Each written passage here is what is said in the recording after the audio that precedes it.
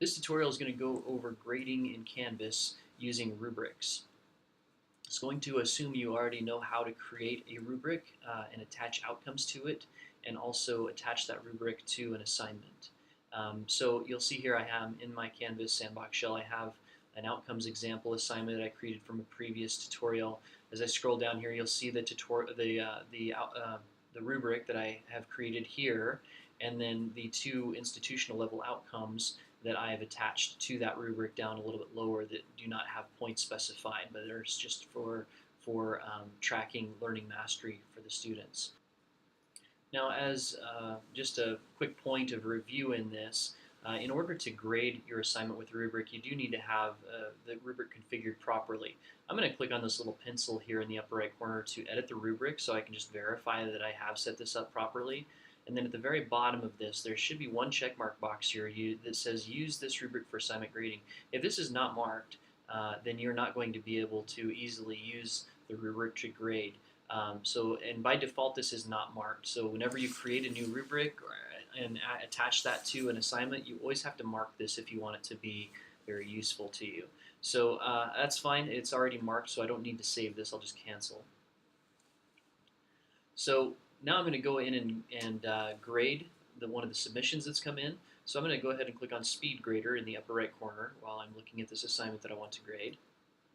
When the Speed Grader comes up, it loads the test student who's submitted this particular assignment, and you'll see a little orange dot, which means that it has not been graded yet.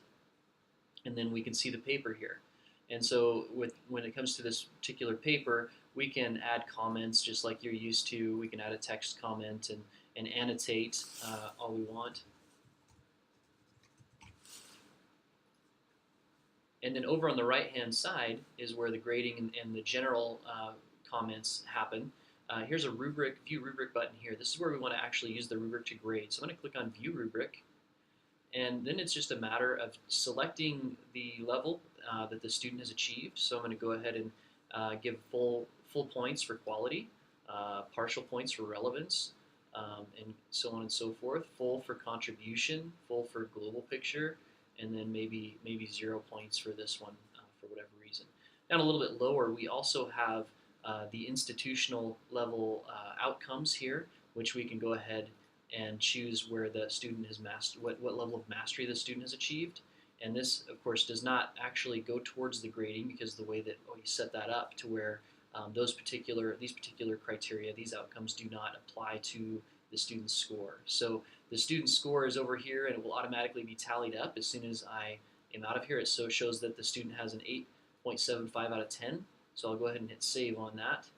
And then the student's rubric has been saved and it shows how many points they've received over here on the right. If I want to add more comments, I can add comments here, or I can also do a media comment if I want to give verbal feedback. So when it's time for the student to access that feedback, I'm going to go into student view in my course here. The student will be notified that they have a new grade. They can access that grade here.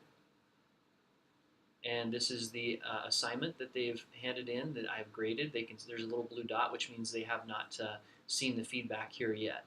So to access that feedback, they just click on the assignment name itself, and then they are taken to be able to view the feedback that I've given them on the assignment, which shows them the annotations.